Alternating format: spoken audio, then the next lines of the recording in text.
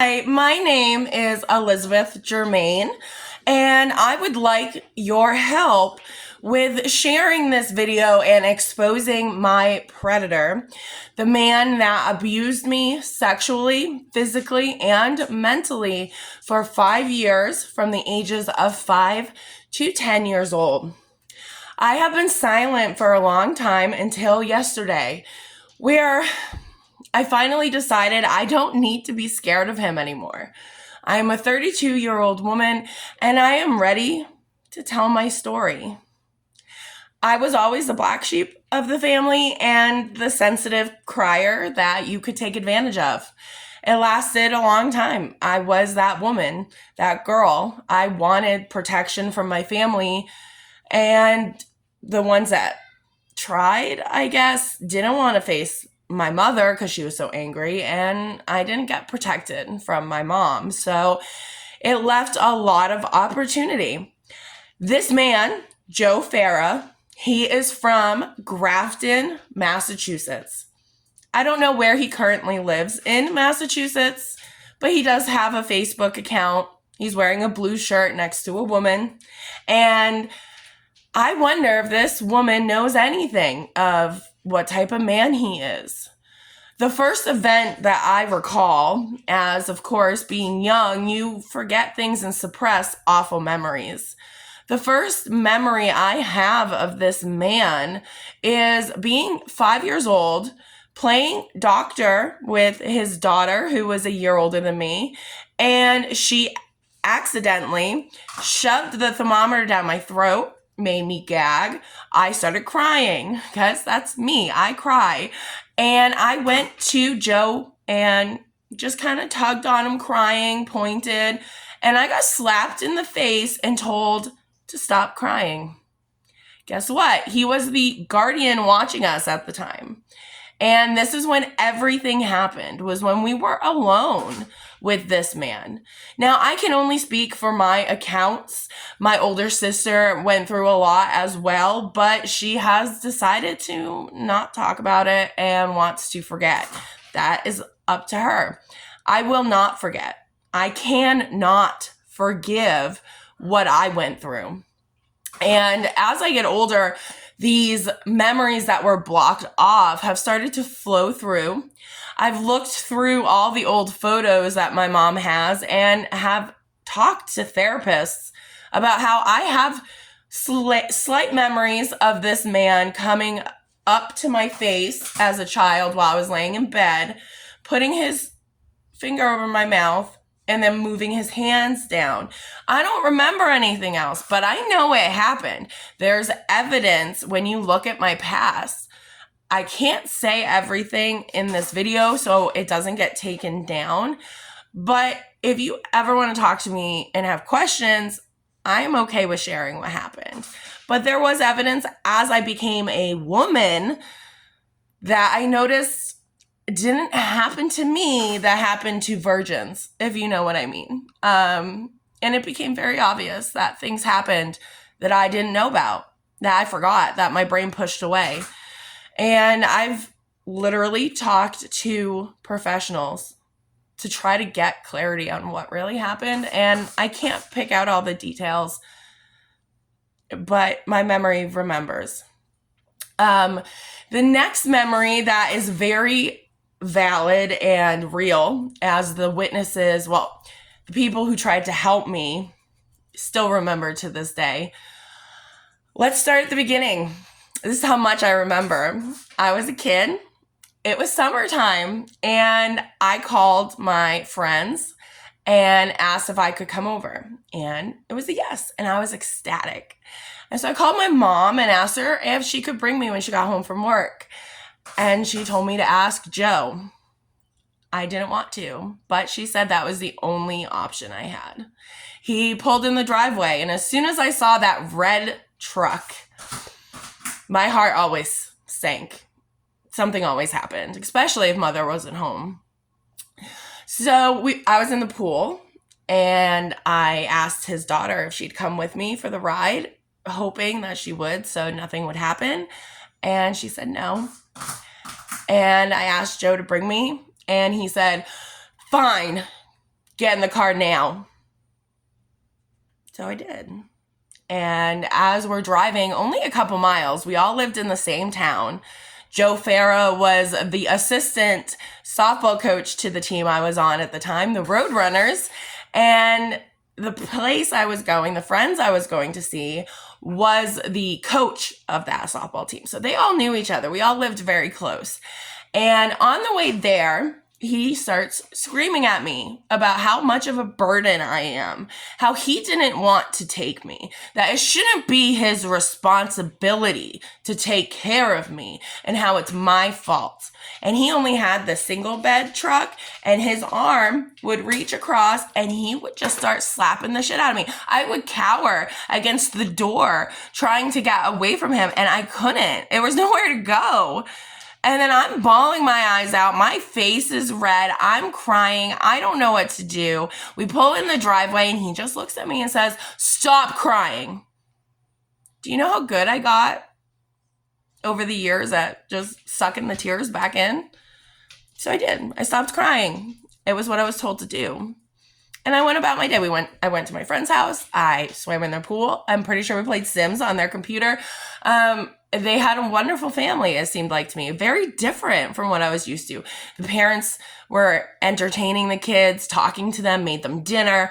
Then at the end of the night, the parents tucked them in to go to sleep and kissed them and read them a book and like said goodnight to all of us. And it was enough to trigger me into bawling my eyes out and confessing everything to these girls that I was friends with, and how I prayed that I could stay, that I wanted her parents to adopt me, because I didn't get checked on. I didn't get tucked in. I didn't get told I love you. This was what I wanted. The next morning, we were out playing basketball in their driveway, and I had not been aware that the girl I was friends with went and told her mom that night what I said. Her mom called the police. The police showed up. As I'm sitting at the table, she tells me it's okay and that I can tell the police everything that I told them, that I'm safe. So I did. I wish I could remember everything I said then, but I told them what I was going through, especially the physical violence. And they brought me home. And Joe said I was a chronic liar and that I was just looking for attention. And I try to believe that my mom was blinded by love and somehow she took his side. Didn't even talk to me about it. Just said, he's right. She lies all the time. She just wants attention. And this woman was had showed up later, a CPS officer, and she talked to me on the pool deck and I told her everything. But then she talked to his daughter, who never got hit by him, by the way. And she said, no, he doesn't do that. And my older sister wasn't home because she had the ability to stay at a friend's house for weeks at a time. And she wouldn't come home because she hated him so much. He almost broke her arm because she didn't want to turn down her music. So attacking her was the next option. And that's one of the only stories I know for my sister, because she didn't share much. She always kept it to herself. Now, I was never allowed to see that family again. My mom made it so that I was not allowed. They were trying to ruin her, make her look bad. So I was not allowed to have those friends anymore. And fast forward years later, I was like 17 working at a pizza place, and I ran into their older sister, and she asked me if I was that girl, and just kind of deflated in happiness that I was alive because they wondered what happened to me. Everything changed after that. Like, I wasn't someone that people talked to. You didn't know what was going on in my life. I was secluded. So after that incident, when I was about 7 or 8 years old, we're going to fast forward again to my next memory. It is around elementary school, so it's around the same age. And I had forgotten that little list of spelling words that you would have to put in your booklet for the answers. And I was terrified. I got off the school bus and saw his red truck in the driveway, and I ran away. I was so scared. Anyway, I came back because I knew I'd be in trouble because I had run away before to my friend's house. She's still my friend. She's known me since I was 5. She saw it all. And her family let me have refuge in their house. I would run to their house. My mom would smack the shit out of me when I got home because I didn't tell where I was going, and she didn't know where I was, and I'm not supposed to do that. Which even to this day kind of impacts me to think, you never asked why I would run away and not want to be home. You never questioned that. It was always my fault. Why? Why was it always the little girl's fault? I'll never get that answer. But it's time for everyone to know that this type of behavior isn't okay, and you can't get away with it. Anyway, he ended up screaming at me so bad about this spelling list that I was cowering in the corner, crying my eyes out. I couldn't speak. He was just fuming in my face. And this is one of the times my older sister was home, and she ran down the stairs because she had the bedroom upstairs, and she told him to leave me alone and I'll call a friend for the words. And that she was there. She would see him. She's witnessing what's going on. I scared him enough to go back to playing hearts on the computer because that's what he did. Looked at PORN of Girl on Girl, which he also introduced to me at a very young age, and didn't like witnesses. His daughter was the only one that could witness anything because she wouldn't say anything. She enjoyed it. She learned everything from him. She tormented me just as bad, but we were kids, so it was, oh, it's a game. Oh, it's just kids being kids. It wasn't. Anyway, I'm going to fast forward since we're already at 12 minutes to one of the biggest events and everything that kind of happened from there. So I was about to turn 10, and the abuse had gotten so bad that I honestly don't remember that year very much. The only thing I remember is always wanting to be with my grandparents. Always. I cried and begged on the weekends to be with them. I did not want to be home, and it was my only option. It was the only place I felt safe and loved and accepted. And anyway, so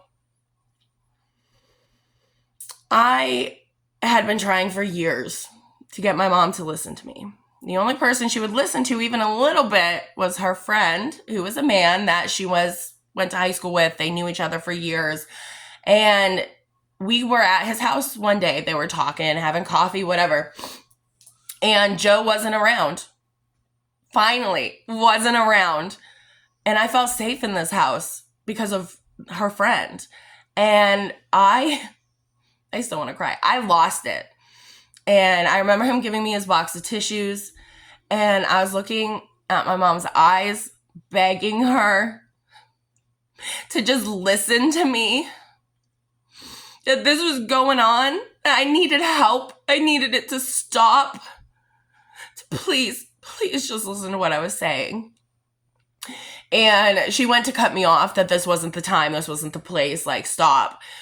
And her friend looked at her and said, honestly, I don't trust him either. I've been thinking that things have been going on, but I didn't have any proof, so I didn't say anything. So I think you should listen to her. And I don't remember everything I said to my mom. Again, like I said, it's all a blur of abuse. And she finally listened enough that we went home, and she told me to go in my room. And I heard the fight in the kitchen, and she asked him, what gives you the right to touch my daughter? I hate your daughter, and I've never laid a hand on her. Now, it's not the greatest thing in the world for her to say, but she was honest. And all he said back was, I didn't know what was wrong. How were you raised? What do you mean? You didn't know what was wrong? Anyway, she had then told him he had 2 more weeks to stay in the house because school was almost over, and she was trying to let trying to let his daughter finish the school year. That was a huge mistake. I don't think she ever realized it would be, but he was fuming at me. I had just exposed him to her, spilled the beans. So it got worse. It got a lot worse those last 2 weeks. I was isolated, screamed at. I wasn't allowed to do anything if he was home. I don't even know why she would let him be home with me alone, but she had to work. So I'm going to wrap it up with this memory. There are other ones I didn't put in here, but enough that I'm hoping people get the idea of what this man was like.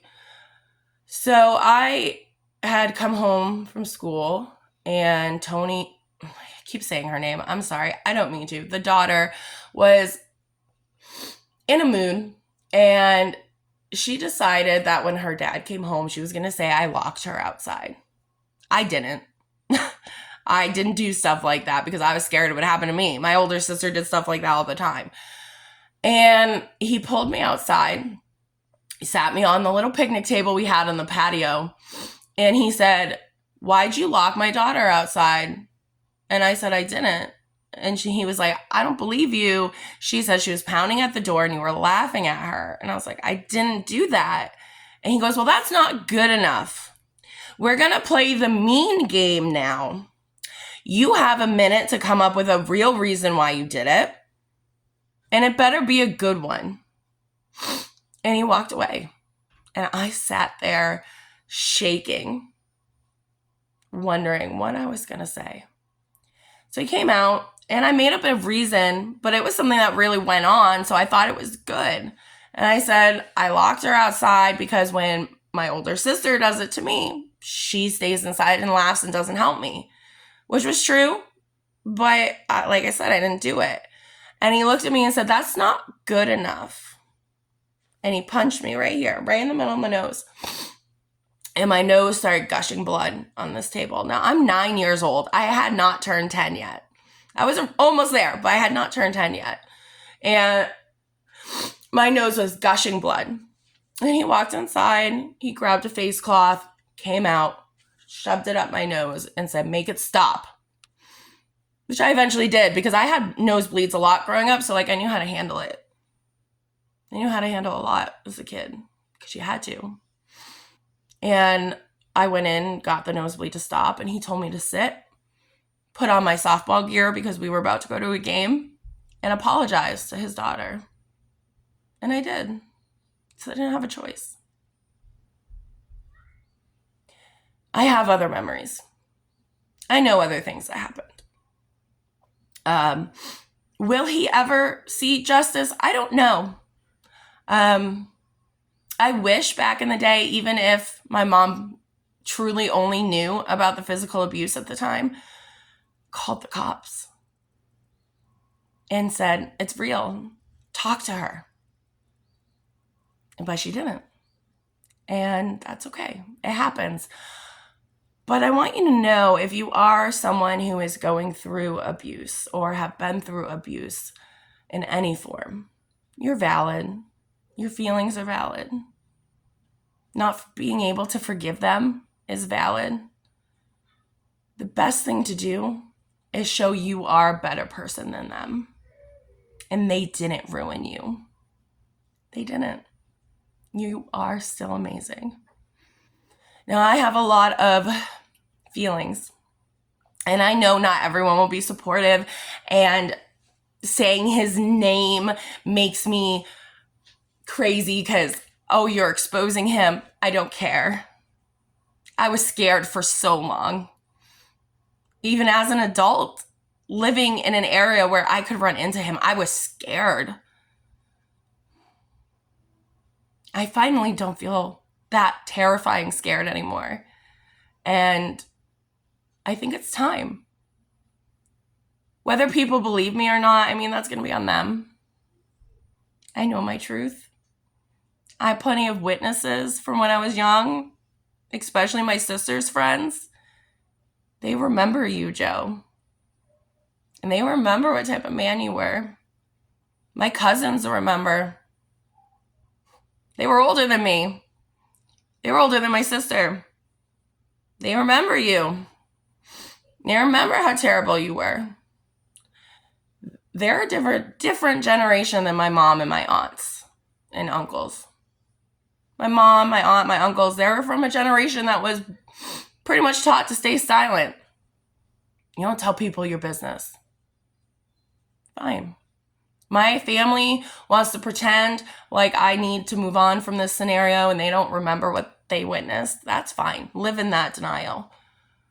But when I can contact my cousins and they can remember, and I can contact the family that called the cops originally and they remember, and my friends remember the phone calls from me and how much damage it did, I'm not scared.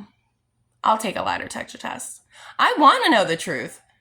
I really, I want to know everything that happened because my brain said, girl, you can't handle it. And I'm ready for all of it to come out. Let me take a lie detector test. You take a lie detector test.